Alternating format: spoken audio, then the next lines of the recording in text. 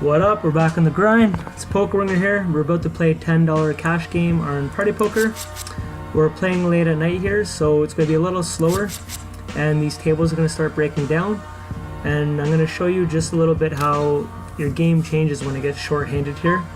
A lot of times we're going to play 3 or 4 people per hand, and you got to loosen up your range. A lot of people make a lot of mistakes. The last 2 weeks I've been finding it pretty profitable playing late at night. I also do find all these Europeans are playing really late at night if you look at where they're all from. So that could also be another little edge I have playing in Canada at this time of night. Here I just don't think this guy has anything, so I think we're going to stab out, try to steal that. Open end here, we could be drawing dead here, so I'm going to fold that one down.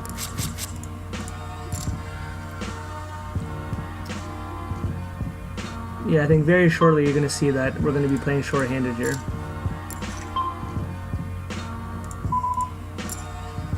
This guy here is a solid player. I've been meaning to make a note on him. I'll wait.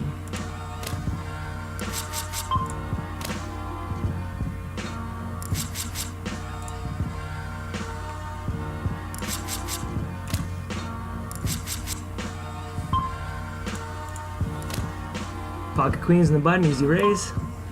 Okay, do I want to 4-bet with him? He's starting to 3-bet a little bit. I will 4-bet. I'm gonna go a little lighter.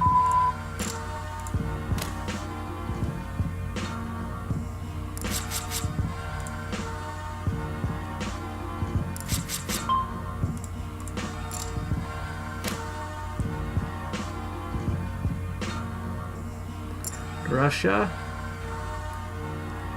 Question is, do I want to call an all in here? Then we're just praying his ace king.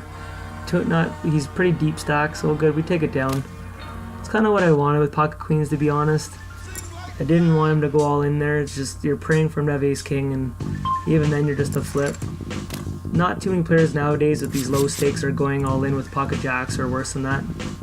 And we have ace queen blocked with 2 queens, so he probably has kings, aces, or ace king at worst if he goes all in there.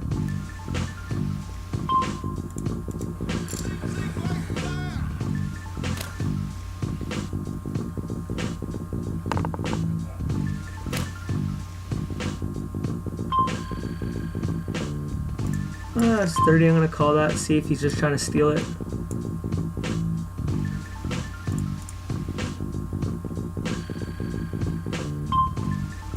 Okay, it's all yours, buddy.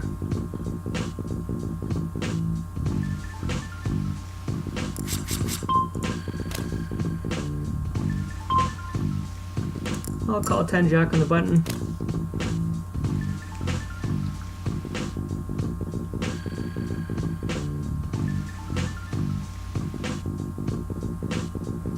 Okay, 10 jack. I'm not going to call heads up, but I will call it 2 people just because how well it does with my position and multi-way. You know, a lot of times if he calls, he's the original raiser and the re-raiser, they block a lot of their hands. So I could even call like this. He doesn't 3-bet hardly ever, so I'm going to give it to him in the 4-bet there, but I would have called definitely with 2 people.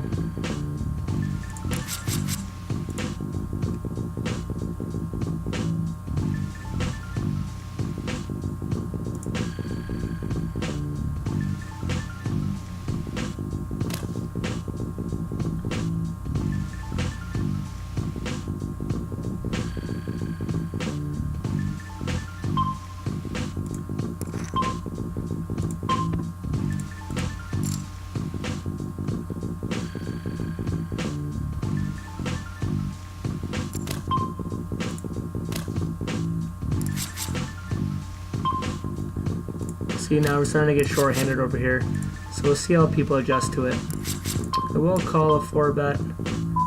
Not the greatest flop. Hopefully he checks it, but he probably won't.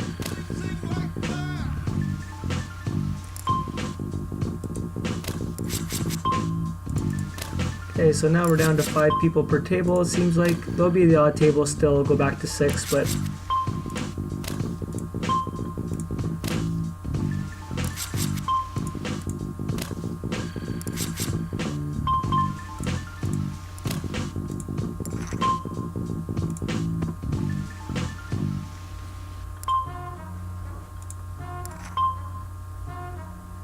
Hopefully that jack slows him down. A lot of our aces will chop chop now. Good chance we chop chop. We'll see if he checks it. The fact that he's bad, I'm still going to call it. 10 queen gets there, the jacks get there, but I'm going to call him down. And we took it down. I don't know why he bet there, but...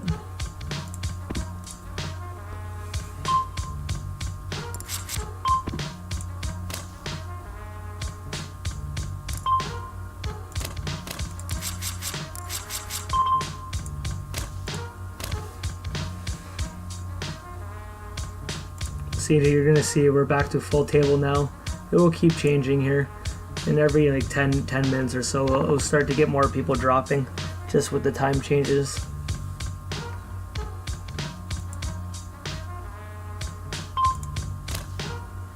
So my plan is, today is November the 13th. I'm going to probably stick to the $10 stakes for all in November, just build my bankroll. It's been going good. I'm getting $50 to $60 back in rake back a week. Right now I was up 15 buy-ins. I'm a bit of a downswing. I'm up about 10 buy-ins right now, plus our rake back. So if I keep this going, then in December I'm going to move to NL25, and we'll see how that's going with depending on where bankroll is at. I really want to get up to the higher limits, especially to get more rake back, and I do feel really comfortable at NL25. I'm not going to take the jump to NL50 though until I'm up a fair amount at NL25, just because I already feel like it's a decent stake to make money at, decent rake back, and once you get higher it gets really swingy, so I'm going to definitely respect the... Okay, here I'm going to lead out here, sorry. There's just too many draws here.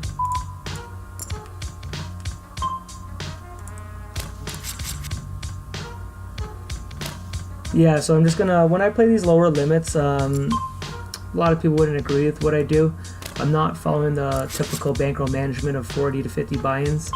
I've been playing poker for over 10 years. I'm just a little more confident. I can play a little lighter on the little tables. But as I move up, I definitely want deeper bankrolls, because anything can happen.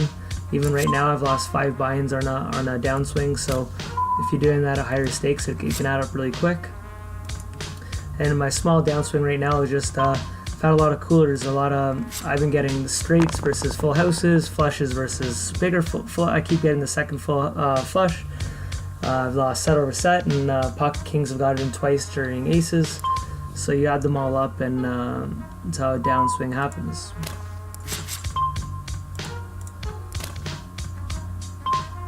Okay, now we're getting short-handed here. I'm going to start getting a little more aggressive. Here I'm just trying to steal this, hopefully he doesn't have it. I just figured if I check it back, it screams we don't have that. Perfect hand that we 3-bet this with. Gotta be careful the 6-8. A lot of people play 6-8 pretty aggressive nowadays. And he could easily have a set, but we're still going to bet here. Continue our story of our 3-bet. Now what I'm going to probably do, depending on what comes on the turn, I might check it back to him, 7. So these are one of the cards I kind of want to bet a little more, even though a lot of the draws get there. What I wanted to do was check it. Let's just say a 2 of hearts came. I want to check it to make him think I don't have a queen, give him a lot of his range open up to value bet. To try to steal the river. Here I'm doing this to protect my hand. If he raises us, we'll get out of here.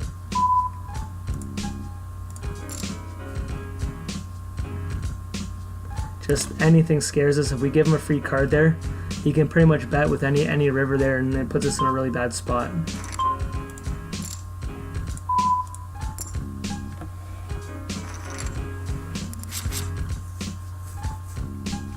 Okay, I'm definitely calling a pocket pair with short table. We will check call here. Pocket 4s in table 2. It's probably going to bet 90 to $1. I will float one. Okay, the fact that he checked it, still not going to bet. That queen's not a good card. He's probably going to bet now. He's not going to check it twice, I don't think. And he does. So I prefer check calling as opposed to betting. If we bet, a lot of his pocket 8s, pocket 9s can call. I'd rather bet call. sorry, let him bet and then I'll call him depending on how much he bets here. So yeah, he didn't try to stab at it. So we gave him a good spot to try to bluff there. He probably has like ace king. So I like our check on the river there just because if we bet there, he doesn't give him a chance to bluff, right? So if he does have ace king, he's not going to call. But a lot of times ace king will try to protect their hand there and just bet. Even if it's hard if you have like the low pair on the board, if depending on your skill level.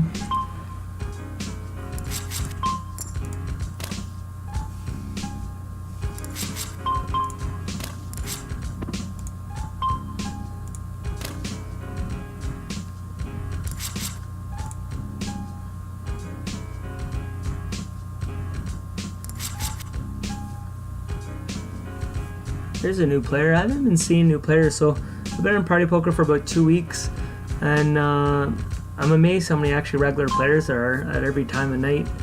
I kind of thought, you know, PokerStars had most of the grinders, but it seems to be the same players every single night. Like this guy I played 1,000 hands with, so but I find it better the more I play with people than you know who you're playing.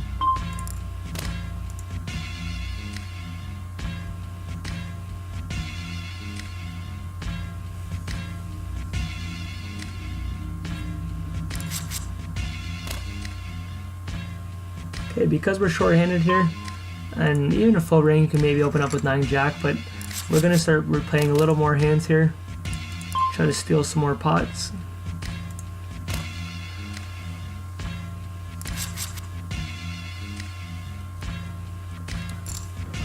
(9-2) here. I'm actually gonna call here. He didn't do 3x. He did 2.5. Now there's 3 of us in the hand.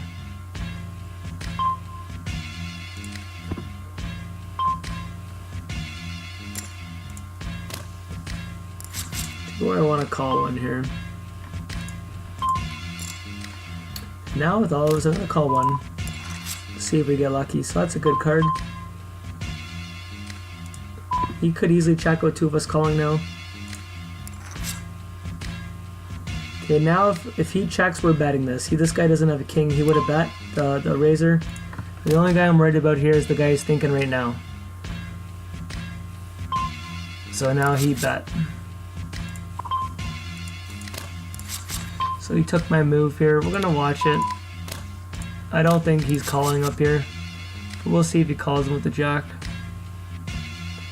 Yeah, so I would have done that move there, but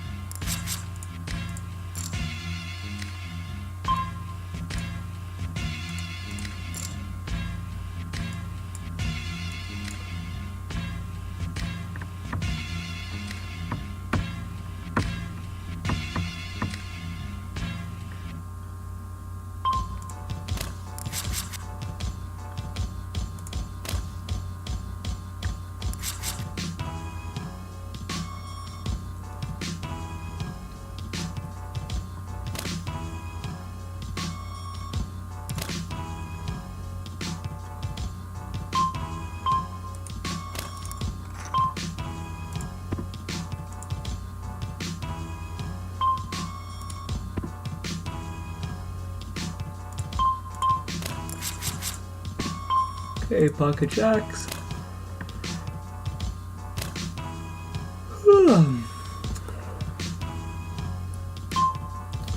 Okay, I'm not going to 4-bet here. This guy doesn't 3-bet enough for me to 4-bet with pocket jacks. He's out of position too. So his range should be a little tighter even with 3-betting.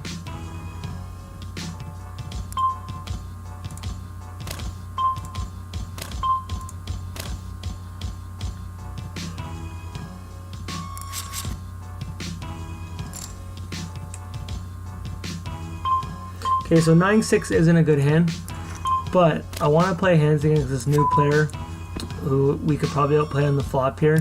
He's under the buy-in here. He only raised 2 times, so I want to play a little more flops with him. So right here, I think we can steal it. The only hand he calls with maybe a queen, and we stole it. So that's the type of hands I'm talking about playing against the newbie players. when you feel like you can just outplay them. You want to try to isolate them, play them heads up.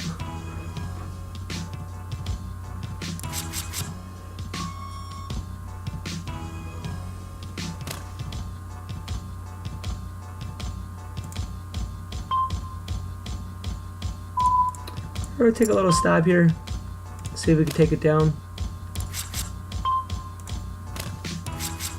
And we take it down.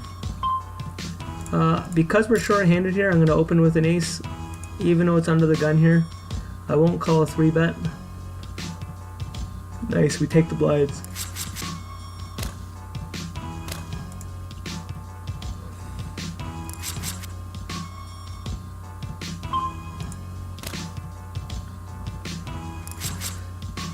So ace 5, I'm going to call the raise. I wouldn't have called ace 6, not under the gun, even we're short-handed, but ace 5 I definitely want to.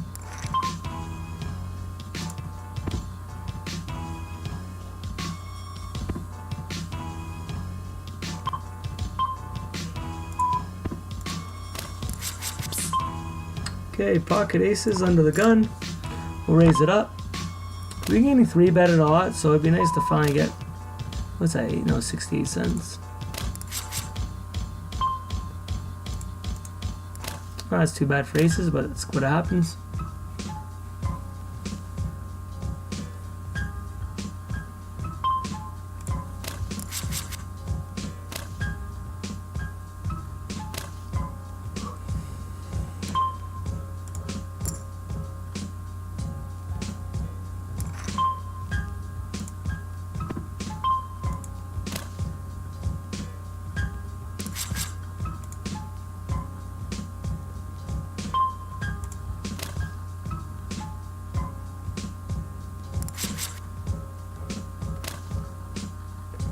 Okay, queen, king, I would have 3-bet him, but he didn't raise.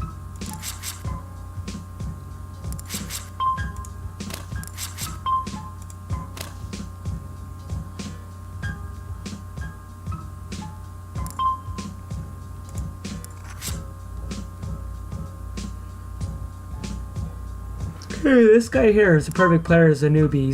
I've only played 37 hands with him.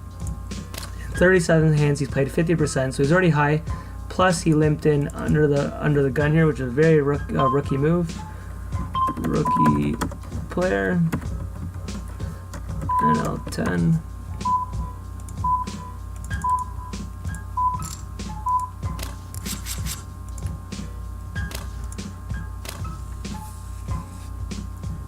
So I raise there, I want to isolate him, I want to play him heads up here.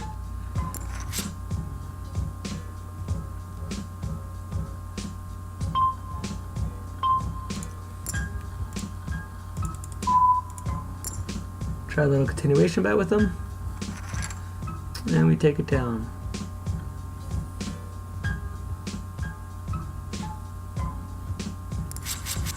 So if you're an experienced player, you want to try to find out where the weaker players are, and you really just want to try to exploit them, try to isolate them, play them heads up, see if you can outplay them post flop, so you can open up your range a little more. And your cards don't matter so much because they kind of tell you what they have. They play the cards face up, so as long as you can put them on a range of hands, then essentially your cards don't matter as much.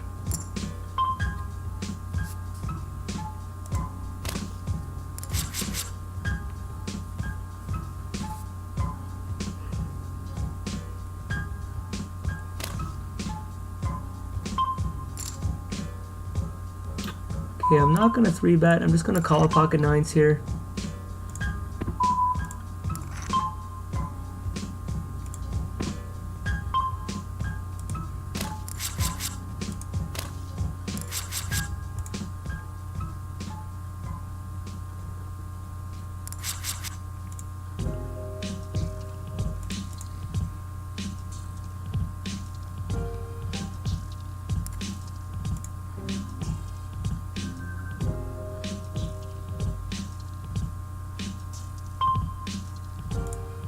Five ace suited with 2 people I'm going to call.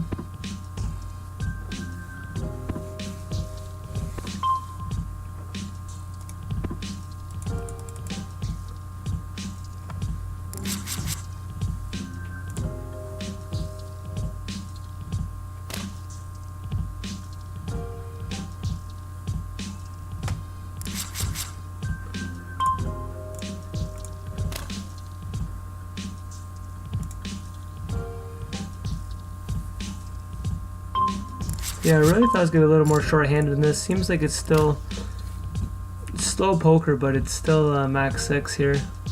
Rookie player, that's that guy. Okay, do we want to 4-bet this guy? I will, because this is his biggest range here. This is where he's going to 3-bet the most. So I'm going to raise him right here.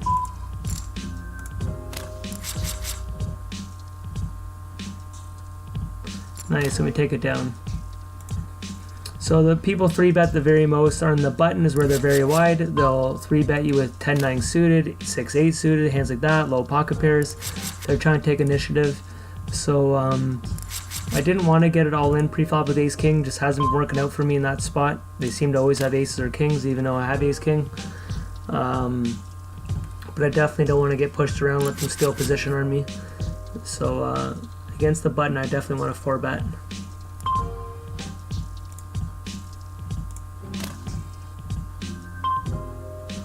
This is a very wide raise. I've played this guy a lot. He gives me a lot of respect here, so I wouldn't mind taking position on him. If he re-raises us, we'll lay it down. He's starting to raise pre-flop a little higher than normal, and he seems to bow to us a lot. The advantage of playing the same stake every night, you start to learn these players. I've been doing pretty good last couple weeks, so he's seen me with some big stacks. So he probably has his own notes on me. So you always want to be self-aware of what people, how they saw you. Were you running good when you played them? So I've only been on the site for 2 weeks and playing this stake, and pretty much every night I've been up. So most of these players probably think we're playing pretty good.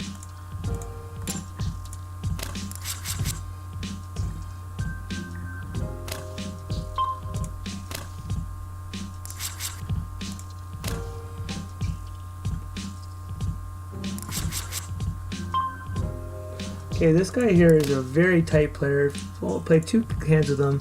I mean 2K hands, tight player. I just want to make sure I remember that.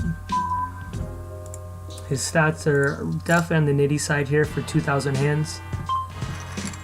And he only c-bets 70% of the time, so...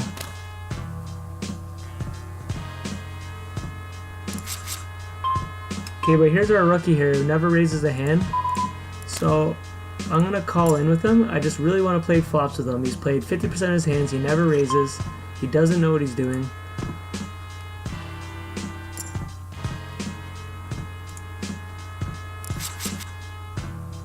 Okay, here's a semi-bluff. I'm going to continuation my bet. Represent, we have the king, but if we have jack that can help us. It's the same rookie player, doesn't know what's going on.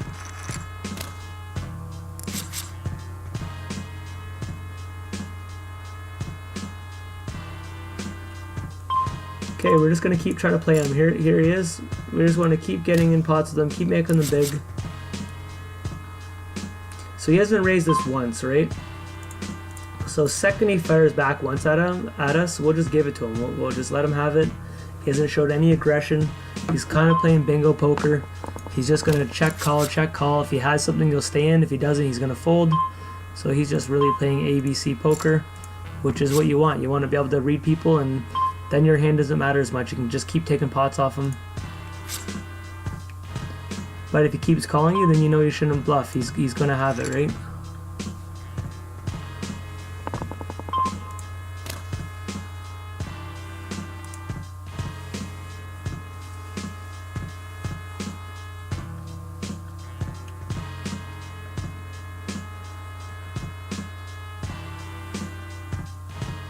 Well, it seems like the table's really slowing down, so I'm going to end the video here. I'm going to click back my post my blinds. Just getting a little too slow, and the videos don't need to all be crazy long. So we'll just play the last couple hands. So this one's done, and that one's done.